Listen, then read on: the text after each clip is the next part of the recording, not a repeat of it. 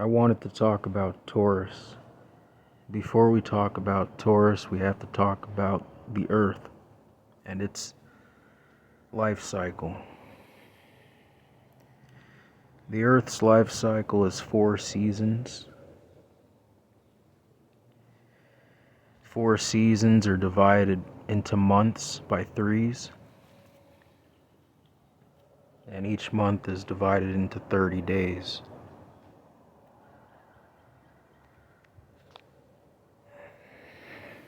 Each season corresponds to an element. Water to spring, fire to summer, air to autumn, earth to winter. We can comprehend an element we can qualify an element according to its season, I should say. So what qualifies winter? Cold, absolute zero, neutrality, freezing, solidity, non-moving,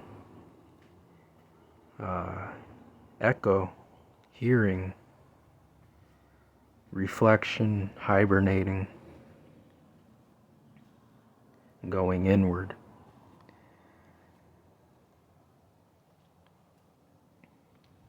So at the end of the Earth's life cycle, we're in a state of what can be described as old age. In old age, our hearing decreases because we're degenerating throughout life. The Earth, however, only simulates this life and death cycle. So that in winter, what we call our challenges can become our achievements. The challenge of good hearing, the challenge of solitude, the challenge of deepening, of hollowing. And these are all the achievements of winter. In winter we experience what psychology calls the negrito, the blackening.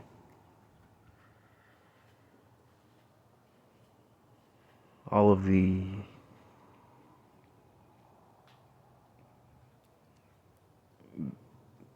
things that we've gotten away with doing from spring to summer to autumn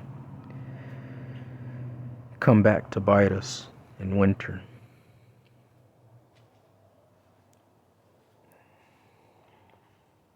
Everything freezes and we have no more wiggle room, wiggle room, and we're forced to sit still and face consequences, whatever those may be. For some, they'll be worse than others. For others, they'll be the wisps, things that come and go, reflections, reminders, cautionary tales. But the point is that we have to sit still, and we have to learn something. And that's the earth element. All of that. So, come spring, what do we experience with water element? We experience the first sign, which is the sign of fire, Aries. The heat of spring melts the ice of winter. And this is where we have breakthroughs, breaking the ice, making transformations. This is why Aries is the esoteric ruler. This is why Mercury is the esoteric ruler of Aries. Because a transfusion between heat and cold occurs.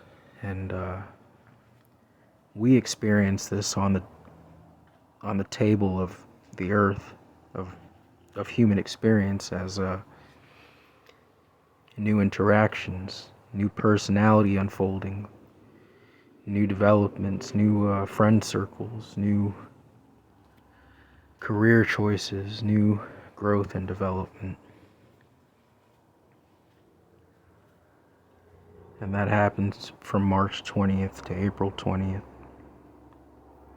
or April 19th. Then from April 20th to May 19th, we step into Taurus, which is the earth element of spring. It's the middle of spring. It's the backbone. It's the Yggdrasil, the world tree. This is where the deepening and hollowing and development of the earth, of winter, comes to life because of the transfusion of spring, the transforming nature of spring. And we experience this as tree consciousness, which is unique to Taurus. This tree consciousness is what Taurian psychologists like the Taurus sun Sigmund Freud and the Taurus moon Carl Jung called the transformation of darkness into light. This is what Buddha, born under the sun in Taurus, called non-duality, the aspect of life known as non-duality. So we can overlay this tree consciousness, this symbol, we can overmap it onto the body, where the roots become the nervous system, where the trunk of the tree becomes the spine of the body, and where the crown of the tree becomes the crown of the head of the body.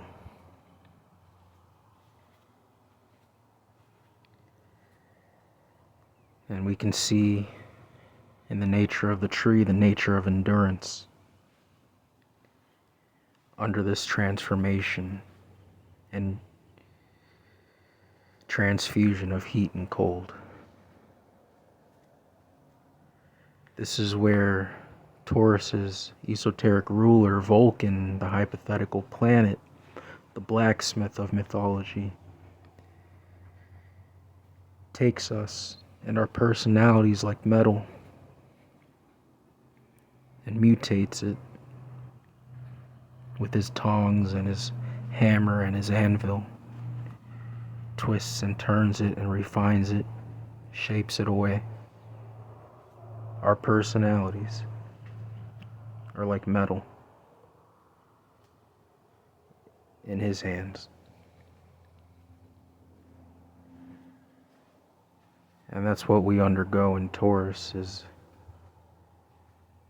another stretch of testing endurance,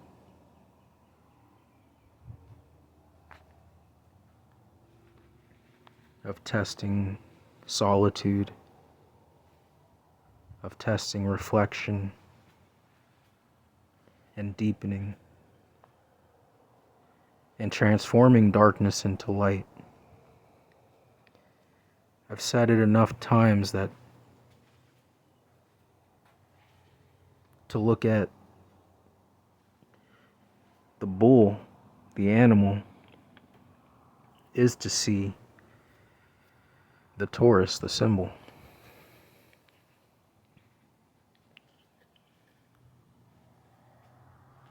And in a bull, you'll see great eyesight, near 360-degree vision. You'll see an animal that bears its weight painstakingly,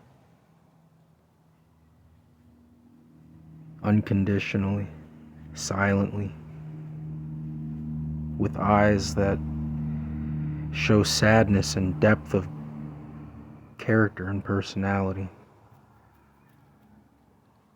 Not that any unique bull has its own personality, being an animal, it's part of the collective nature of its kind, but it simulates depth of personality.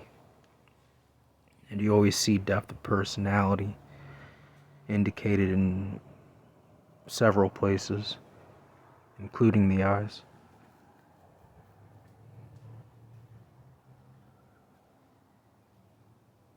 So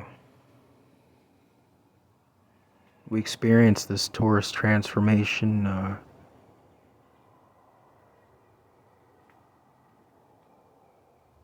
I think fatally, for the most part, in the sense of we find ourselves in new directions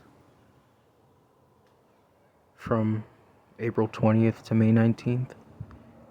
We find ourselves feeling transformed or transformative, leaving old patterns behind.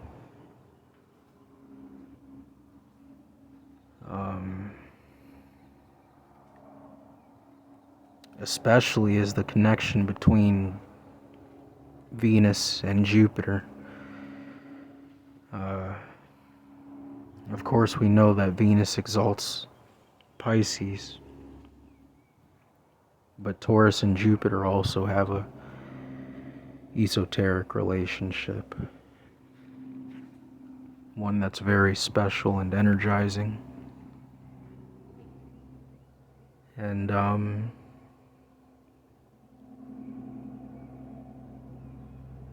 under the context of Taurus, when Neptune or Pisces or Jupiter are involved, the reanimation archetype or theme manifests, where you see old habits or old patterns kind of reanimate through the electricity of the thunder sign and the thunder god.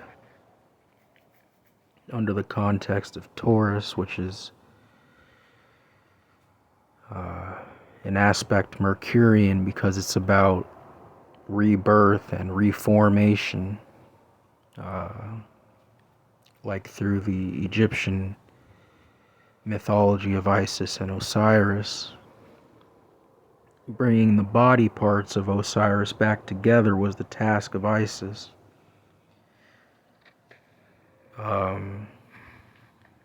Who was like a Venus and Mars goddess. She had scorpions with her, and she had bull-related symbols too. So there's this theme of transformation and rebirth that carries over after Aries, because Aries is the sign of severance or separation. It's one of the signs. So Taurus is about reformation.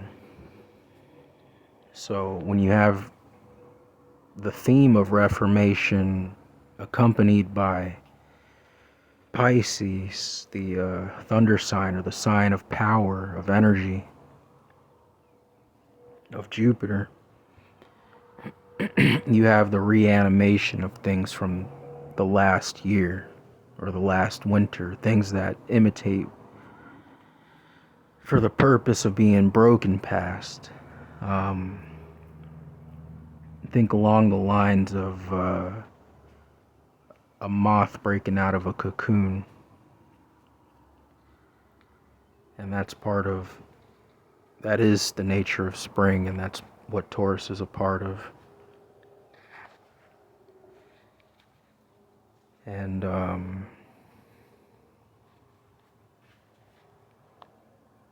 it's just very special. Another special thing or a meditation device that's used alongside imagery and symbolism And visualization is fumigation, which is the use of incense. So resins are good at this time because of Taurus association with trees. Tree resins, myrrh and dragon's blood especially, because these two incense correspond to the Saturn and the Mars elements. Interestingly, myrrh is one of those scents that a lot of people see as unpleasant because it has somewhat of a cardboard smell, and it evokes images of heat, dryness, of burning. So it's very Saturn and Mars, but at the same time, because it's an incense, it has a sweetness to it that makes you enjoy it. And what it does is it evokes that, in Kabbalism, it's called the spear of Malkuth. It evokes that quadricolored spear. Quadricolored means four-colored. It's russet, black, olive, and citron colored. And those are all the colors of the four biles. Red bile, black bile, green bile, and I guess if you could add on to that philosophy, you could say orange bile. But in general, I'd say it represents all the things that are typically gross in the soul. The phlegm, the urine and excrement. And that, those are aspects of life that are there to exist, to be transformed and transmuted into finer substances. And that's done through Sandalphon. And that's why people say that he has his correspondence to Metatron in the highest sphere. And this is why Sandalphon is called the tall angel, because he represents the spine. And of course, this goes back to Taurus, who is the energy of tree consciousness. So Sandalphon by proxy represents the transmutation and transformation of darkness into light. And the wand, so to speak, or the spinal cord, so to speak, which does this, which transforms in reverse, transforms excrement, or gross and coarseness, into thinking. And it can't be understated, the importance of thinking, because reality is designed around our development of thought and mindfulness. And Taurus contributes to this in the only way that a spring earth element sign can. Thank you.